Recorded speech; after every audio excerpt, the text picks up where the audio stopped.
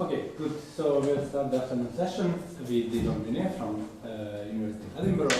We'll talk about quasi-linear equations via regularity structures. Okay, so thank you for giving me the opportunity to talk. So before my talk, I just do a small advertisement. Is that in my university, so it's the University of Edinburgh.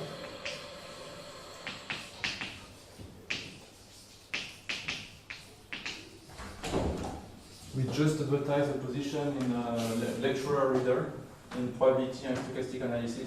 So if any of you is interested in this position, or you have questions about the amount of teaching or what are the conditions, you can ask me. I'm here for today and also the next week. So you can find the position in jobs.back. So now I go back to my talk. So now I present this singular quasilinear equations, and today I will present a method of regularity structures. So basically the talk will be based on the approach developed by Matte, and Martin. And then, so we build on this work, so it's also a joint work in progress with Matte, and we try to solve one of the most general equations in this class. So you will see other talks trying to get the same equation, and it's quite an exciting moment because it's like you have at least three approaches, and they try to converge to the same goal, and it will be, I think it's quite exciting because they are very different in spirit. Okay, so now I first try to write I would say the aim, or the main goal of, I would say the master equation, or like the most general equation, would be this general KPZ equation. So it's this one, so we've got dtu minus L of u dx square equal f of u.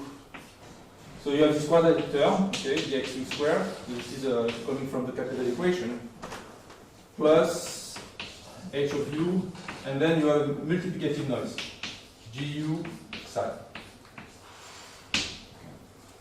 So it's a generalized version of the KPZ because you take f equal 1, g equal 1, and a equal 1 to recover the KPZ equation. Okay, so this, in a sense, should be the most general examples because we expect this equation to exhibit nice properties. And so here psi is the standard noise.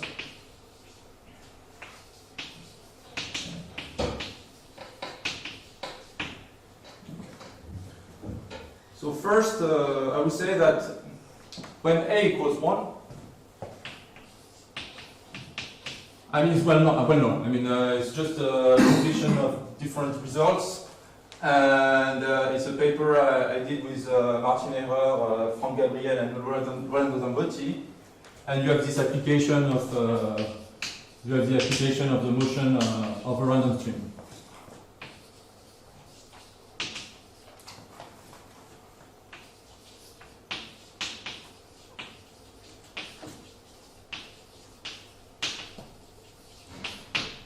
So I would say that if you use the theory of regularity structures, you are able to solve this equation to describe the main symmetries you want of this equation, which are, one, the chain rule, you want this equation to be invariant under the action of the different group of diffeomorphisms, and you want also to define here the Ito product, or having some Ito isometry on this product. So there are the two main symmetries you have in the parabolic case. Then, so it's when a equal 1, and then, here we think of A as non-degenerate, else you have switch. In the other case, when A is not a constant, I would say, you have different strategies. So I would say the first one, which has been historically, is an approach from Otto Weber in 2016. So this approach at the beginning was a mixture between Raspas and regularity structure, and I think the idea was to say, you want to frozen this term, replace it by the constant, and try to build on the results in the parabolic case. So this approach was initially here in 2016, Then there were other developments with people in this group, so Jonas Sauer and Scott Smith, and you will see a talk at the end of this session. At the same time also there was some paracontrol approach, paracontrol calculus. Also in 2016, so shorter after their work. So here there was two possibilities or two options. There was one developed by Massimiliano Gubbinelli, and the other one with Arnaud Debuche, Martina Hoffmanova, and Ismail Bayel. And this afternoon you will see a talk on this approach by Ismail Bayel and Martina Hoffmanova and Arnaud Debuche toward this equation. And then, okay, in the development you have I would say the regularity structure approach.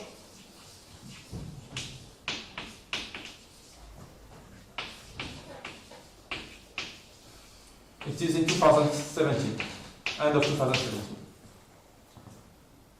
Okay, so I've seen this development, okay, but at that time I was not working on this quasilinear equation. I've seen also that one, so that was more interesting because I'm a specialist on regularity structures. And at the beginning I was quite skeptical about it, I would say, but I was not able to understand it or to see what was the spirit behind.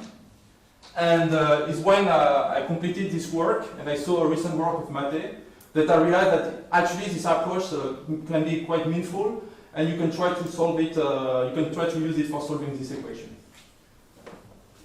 So now I will really focus on this approach and try to summarize the spirit of this approach, or what they wanted to do at that time, and what we are now building on for trying to solve the general trapezoid equation.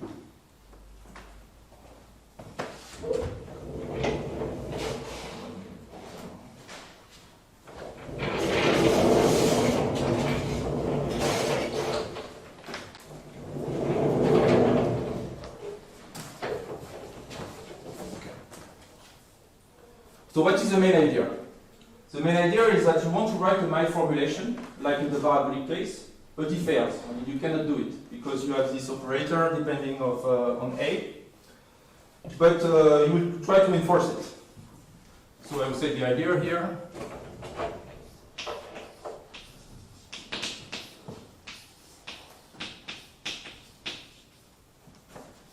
write a mild formulation.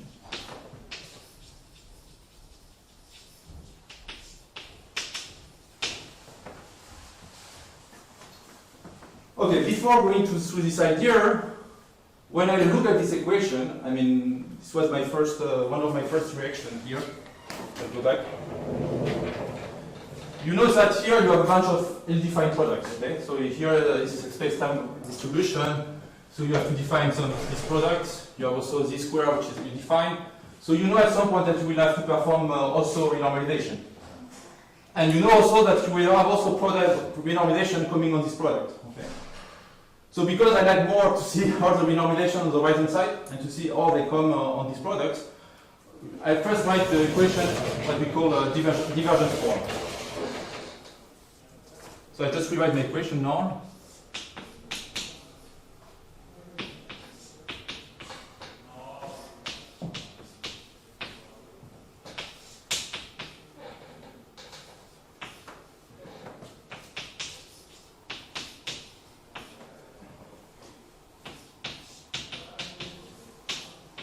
So I almost did nothing. I just changed the F here.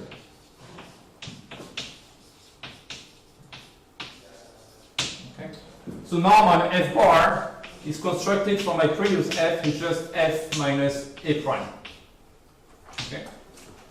So in the sense, when I will try to renormalize my products, I will not care about this. I will just focus here. Okay. If I want to think about how to construct the counterterms, I will think of this right-hand side. So for instance, this right-hand side, I will denote it by F. Okay. So this will be the right-hand side, which will contain the ill-defined product, and this is where I need to perform the renormalization.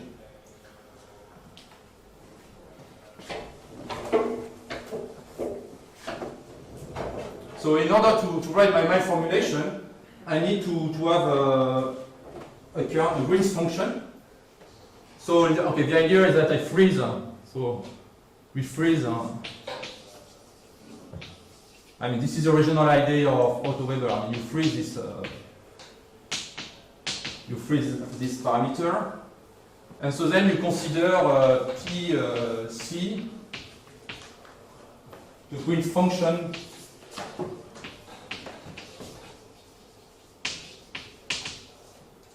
of this operator, so this one, dt minus c ds squared.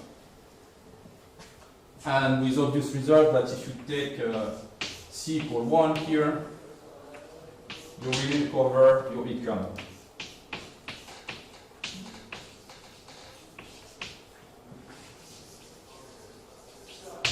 Okay, so now I have a Green function, so I can try to write my formulation with this kernel. Okay, first, okay, so because now my kernel will depend on another parameter, so here I have space-time, okay, here we have space-time, and here I have another dependency. Here will be this dependency in the C parameter, okay. So when I take derivatives on this new Green function, I can take derivatives in T and X, but also in C. So for instance, we use a notation that, so I introduce my an operator here. So here, if I have alpha, you have to think of alpha as a multi-index in C, X, alpha multi-index in C, X, and T, most of the time in C and X. Then I can define this operator, so I have this one, so it's I alpha. So here I have a function B, taken another, apply to a function here with Z. And this is equal to, so I have a derivative here in the multi-index alpha, applied to my kernel P. So I have my parameter C here, this is my space-time component. When I take the convolution, it will be in space-time, so convolution in space-time, with my function f here. So what I do here, I will evaluate, so it will be taken at Z, and I will evaluate the parameter C at B of Z. Okay? Okay, for me it was like at the beginning a bit difficult to understand the spirit, and that you have like also in your operator here a part where you need to evaluate your parameter.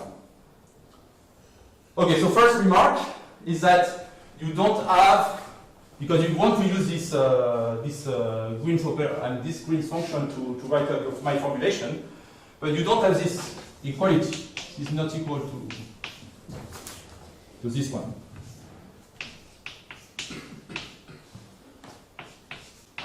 This will be the naive approach. I mean, if you take A equal 1, you just recover the natural my formulation using the heat kernel. So you don't have this. So the idea of Matte and Martin, was to say, okay, you don't have this, but you can try to enforce this. So what they did is that they changed F,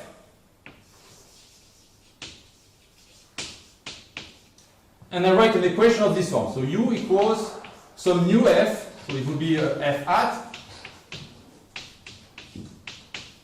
But of course, you change your F, so you change basically the right-hand side of your equation. I mean, you want to find out another right-hand side.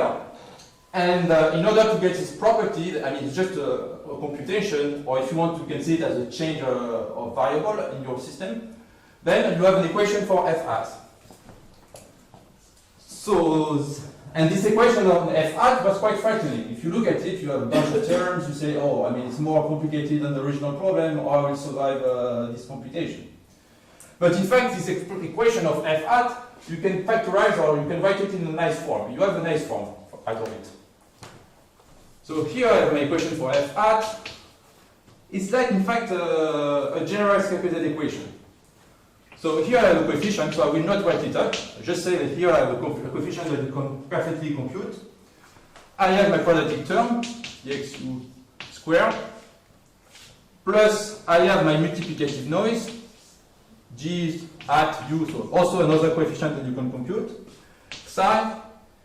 Then I still have my remainder here, h of u. And then there I have some cross terms, this a A prime times A prime applied to U. I have dxu. Okay, I will define what it is. I have this VCX plus A prime U dxu dx. Okay. So what is V alpha? So if I have a multi-index in C and X, V alpha is just I take the alpha derivatives on U in fact. So I have out of U F at. Okay. Okay, so this part maybe is quite frightening because you start by having these C derivatives showing up here.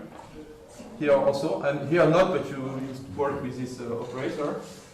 And also something you need to have in mind is that F hat and J hat, they depend on the V alpha.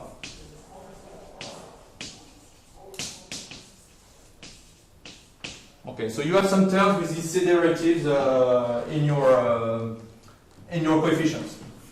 It's not because when you try to do your expansion, I mean, you can take C derivatives here. You can try to expand your nonlinearity on this way.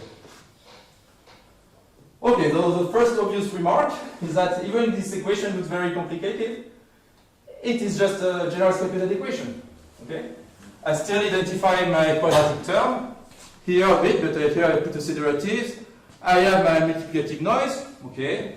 Then what you can say, okay, if we know how to solve a general equation in the parabolic case, you should be able to just put the machinery on it and try to solve it.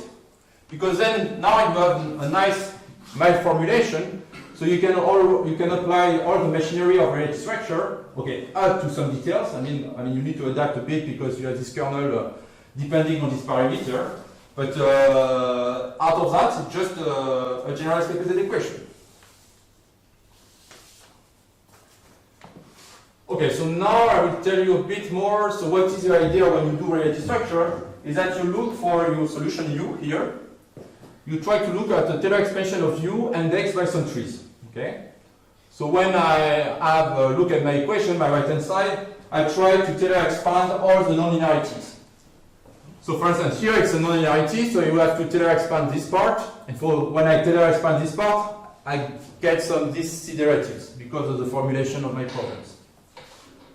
So first here, I would like to remind you, okay, so this is a capital equation, so just to remind you what is the natural trees for this equation, and then how you put the C derivatives on these trees, okay?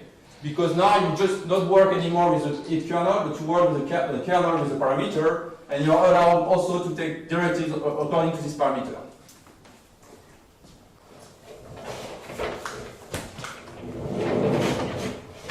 Okay, so I keep the equation here. Okay, so now just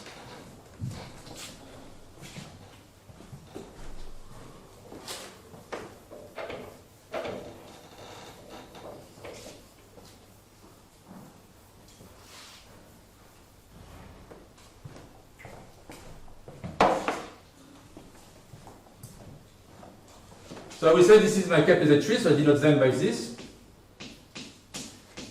So these trees are combinatorial trees, and they are here to encode the stochastic process you construct by Taylor expanding your solution. So the first one, I mean, you have the noise. Okay, this will be just denoted by a dot like this. And interestingly, I have also this one. So if I take derivative in spheroid, sorry, just let me take a color.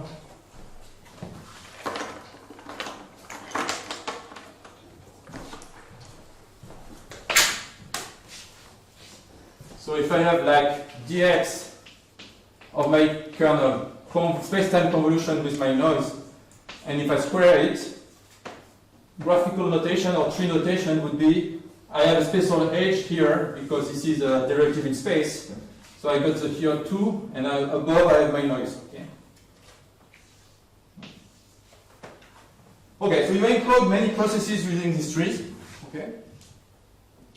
And then you want some equivalent for our case, because here in our case, you want to store this information and put C derivatives. So what Mate and Martin introduced is what we call augmented structure.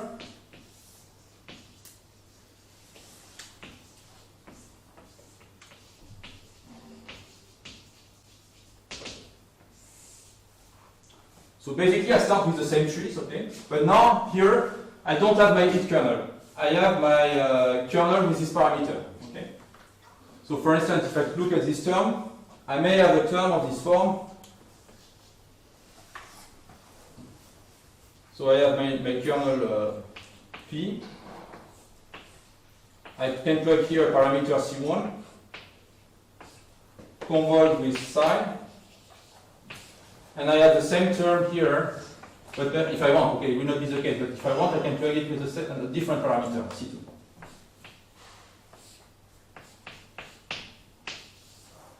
Okay, and if I want, I can also take a C derivative here. I put C here and C.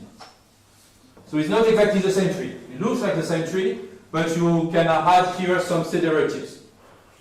So you need to have a way to encode that, because then you put these special derivatives on the edges, and they can be evaluated at the different parameters. So the way they did it, they used some non-commutative structure. So they start by putting the tree like above, okay?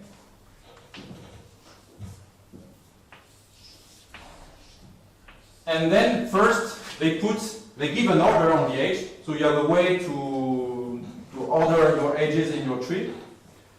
And they put the the derivatives here, so you have like, so it uses notation. So here I will have one C derivative, and I apply for C1 here.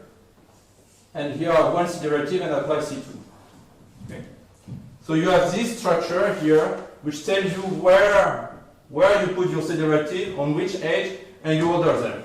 So here you basically have a non-commutative structure.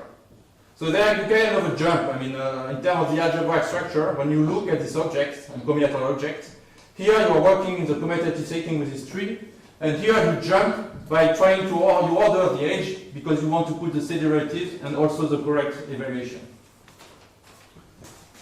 So if I want to solve my generalized calculated equation here, I have to replace these trees by this one. Okay? So I have an extra layer where I have to care about the parameter. I have to deal with this parameter. Now, if you want also to renormalize these processes, I mean, if you want to put some renormalization on your equation, it will not be no longer be constants. Because in fact, when you try to renormalize the equation, basically you have to renormalize these monomials, or these terms, okay? And for instance, when you try to renormalize this term, the constant you need to subtract is just the expectation of that term, okay? Just subtract the expectation. Here you also think that we have to subtract the expectation of that term. But now you see that the expectation of that term is not longer a constant, it will depend on the parameter C1 and C2. So instead of having just renormalization constant, we have functions, like which will renormalize our equation. So I just introduced a notation for the functions. And then I can write the main results.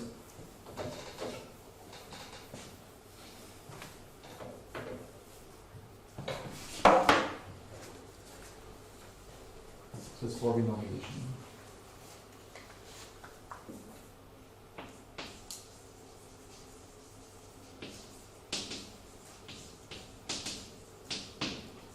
So for renormalization, for instance, for this tree,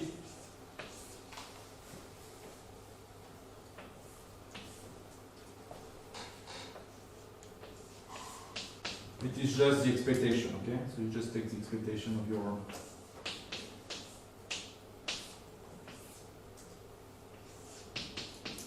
Okay, in order to be rigorous, I should smooth out my noise. I mean, put some parameter meter epsilon.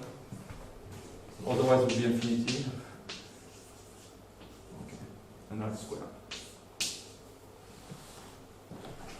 Now, in the other setting, what you do actually is that you will have a term here. So just put the hat.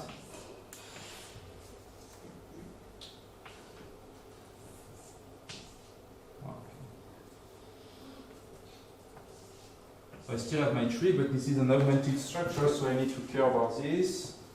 So now, okay, I assume that, I mean, because in my operator I have A of u, so in fact, every time you will put A of u. So you have A of u here.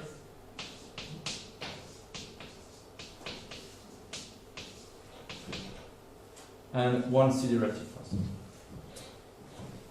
So this would be a function of two variables. So if I want, I can rewrite it in this way. So I will have C.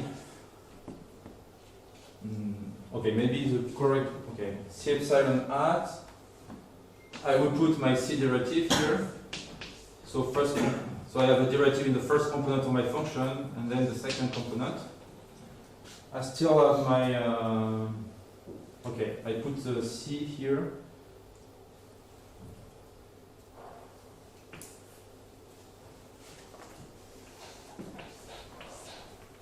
And here I put A of U. So these things means that it's basically the expectation.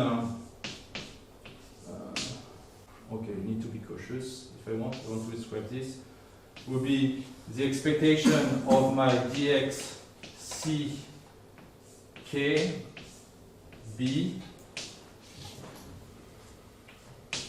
convolved with my spacetime by noise. And I take the evaluation at b equal to a of u. Okay. So now it's a function. Okay. So I move from this constant to my function. So these are the two main modifications that you work with. You have to deal with this extra layer of C derivatives. And so there is one problem, is that is what Martinera and Mate realized in their work, is that if you try to solve this equation, okay, you write some renormalization and you get some counter terms which depends on this V alpha. And when you try to lift up this renormalization to the original equation, your counter terms may still depend on this V alpha. So you don't have a nice construction of the renormalized equation. You have these very weird terms which have these C derivatives everywhere, and you want to get rid of them. I mean, you want to find a symmetry in your equation which allows you to remove these C derivatives and to write up the equation in a nice form. So now I write the main result, what we want to prove. Just erase maybe this just below the equation.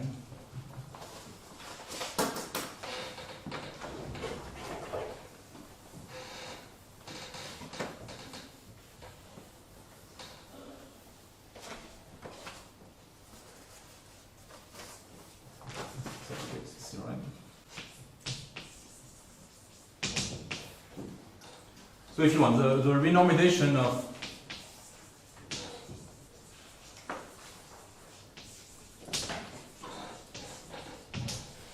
F.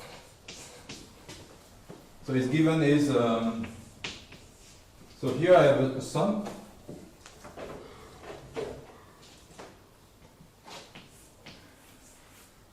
So I take a sum here over some trees. So now, fortunately, okay, what we ought to prove or to get is that you get the tree which are in the capital equation. So the tree given in the parabolic case. Okay. So you don't treat with these C derivatives. Okay. So some magic here happen.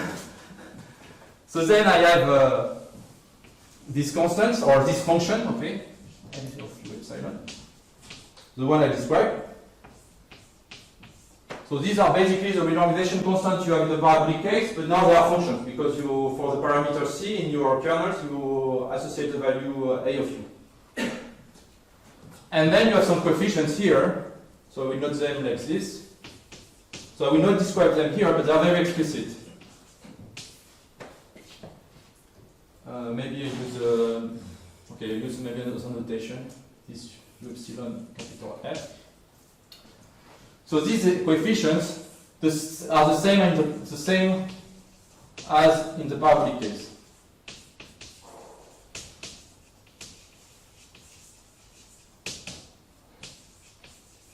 Okay. So what I mean by that is that I have a systematic way to compute this coefficient from my right hand side. Okay. So that's why I put this in divergent form, because then I have the correct nonlinearity, and if I want to compute the coefficients, I just need to compute them from this capital F. Okay. So I just compute this coefficient for the capital F, and we suppose that they are the same that's in the parabolic case. So for instance, the computation of these coefficients are given in my work with Ilya Chivirev, Alexandra, and Martin Henra on these renormalizing SPDEs. And they are very explicit, okay? So it seems, so this would be the main result, okay, but you need to add some assumption, because it will not work. I mean, if you pick up this, any type of function like this, okay, you have the one you need for, this will be the one given by the PDEs renormalization, okay? But you can think about having a group, like having a parametrization on this renormalization constant. And you must be restricted. Otherwise, you cannot get this so nice structure. So the second ingredient, or like the main point, is that the safe silent you have here, this one,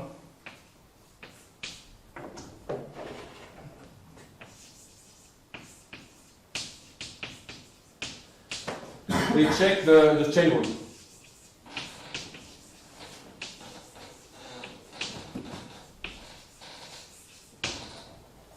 Okay, so, okay, what do you mean by the chain rule?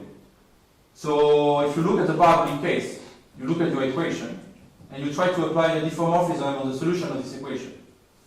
And then you want to check if you apply a diffeomorphism on the solution, that this term satisfies also a generalized calculated equation. So this gives you strong constraint on the choice of these constants. And this is the properties we use for characterizing the correct solution in the generalized calculated for the parabolic case. So then, I mean, when you do that, I mean, it's like you have your space. So this is if you take this is a linear span of this calculated tree, okay? Then including in that you have the chain rule, okay? So this one, okay? And you can check that this one works, but if you try to compute the coefficients for these terms, everything is fine, you get rid of these derivatives. But it's not that, I mean, this group was used, or this subgroup, or this subspace here, was used for another property, like the chain rule, okay? So it's not, was used for erasing these derivatives, okay? So you may think that maybe you have a space which would be this space of local terms, or like the trees, which give you a local counterterm. But this space, for the moment, we haven't identified it. Maybe it's the same as the one of the chain rule. I mean, that this property is equivalent to the chain rule. But for the moment, we don't know. Because the idea would be, okay, I have a chain rule is a symmetry, so I want to remove this derivative. This derivative will be another symmetry. But apparently, at the moment, we think that these two symmetries are the same. Okay. So now I want to say why we are thinking that this is the correct answer. Is that because in February there was a work from Mattegeiser, or where he tried to solve by hand or doing some computation. He tried to solve not this equation, but a small, I mean, a simplified version. I mean, when you don't have, you have g equal 1, you got f equals 0. Okay. Okay, so basically you remove part of the combinatorial aspects when you have to compute this coefficient. So these coefficients are extremely simple. And then there, Matte was able to use some identities, which for him was like integration by part identities. And using this integration by part identities, he was able to prove that you are able to remove all the non-local counterterms. Okay? So at the beginning, when he presented first the work, I was a bit skeptical. I was saying, well, I mean, you have some integration part identities on the constants, and I was quite fascinated by the proof because he was really able to prove them down to the earth, like doing using the fact that the kernel was solving the heat equation, or he was really using nice computation to prove them, derive them, and then using these identities in a very smart way, he was able to do all the computation. Okay? And I realized that these identities actually are the same what we were using for the chain rule property.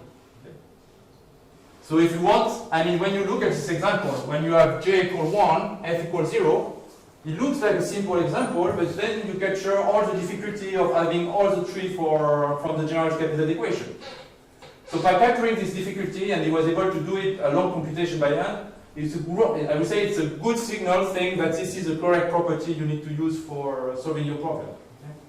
But of course, when you replace, you don't consider j equal 1 and you have a general f, then it will become very tedious. I mean, you need to keep track about all the coefficients, make sure that everything works well, and then, I mean, you can try to repeat the computation of mate, but it's like a lot of work, and you want to have a higher level, I would say, try to understand what is going on, okay? Try to see what is the main symmetry in your equation, which makes it work at the end and to get a very nice renormalization. So, okay, so for the moment we are like targeting proving these results, and the idea is that you first, I will say in few words what you do here. So first you solve this equation by regularity structures. So you are able to write a counterterm, okay? A counterterm which is not super nice. I mean, you have this term with C derivatives, but then when you reduce yourself to these chain rule trees, then you are able to remove these C derivatives and to lift everything up to this term. Okay, this is the final one you will see at the equation. So I'm not saying that this is maybe the best manner to solve the solution because it's quite implicit and you have to do a lot of computation. But this way to tackle the problem reveals that you at some point you need some symmetry, which is getting rid of these term with C derivatives. It happens that maybe it coincides with the chain rule. So it reveals actually an intrinsic property of the equation. Okay? But there are other things which will be presented late afternoon, and they are like also try to solve this equation different paths, and they also enlarge the perspective you can have on this equation. Like see, or you can try to solve them more directly, but maybe revealing other interesting aspects. So thank you for your attention.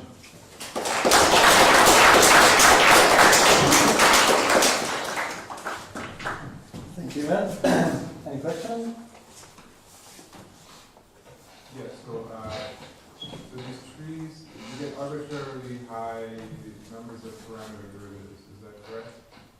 Yes. I mean, you got many C derivatives on this tree. How do I see that from your formulation? Okay, I mean, you see it on the equation because at some point you have this term with C derivatives. Yeah. So when you expand them, I mean, when you look at Taylor expansion, you are able to introduce this C derivative because you need to Taylor expand this nonlinearity. So this is the one which introduces the C derivatives. But it means you will not get an arbitrarily large number of C derivatives because when you do your Taylor expansion regularity structure, you truncate it. Okay. Yeah. So for any C derivative means that you are going further in your Taylor expansion. So at some point you stop because you got enough terms, okay, to define your solution. And so maybe you get like 2 or 3 C derivatives. Is that why, I mean... Sure, but if you're in dimension 2, I mean, then it would be different. Okay, if you are close to the, I mean, you put yourself as a critical case, or... Yes, that's it. So it means, okay, if you put yourself as a critical case, you already have an infinite number of trees here. Okay, in dimension 2 with the small coloring. Yeah. You put yourself on small coloring. It's not important. Yeah. I mean, you increase, of course, I mean, if you are very close to criticality, of course, I mean, the size of the tree will increase a lot, and of course, the number of C derivatives will increase a lot. I mean, the same. You want to characterize the speed, the way the C derivative grows, or? No, I'm just saying, I mean, yeah, what you say is the most general equation is not exactly what we have in mind. Okay. But it's similar. Other questions? So I will say that for me it was the general equation I have in mind because I was coming from parabolic case. Sure. So if I want to look at the quasi-general equation, It's already very common. Okay, if there are no more questions, then let's take a minute.